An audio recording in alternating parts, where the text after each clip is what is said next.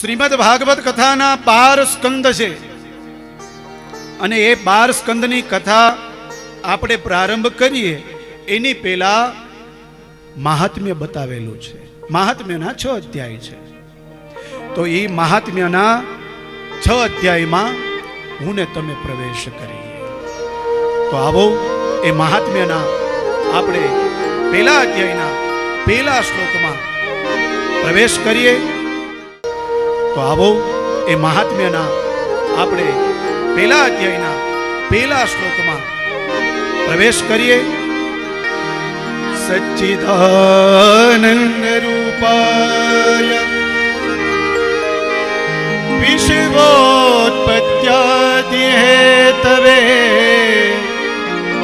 તાપત્રય વિનાશાય Shri Krishna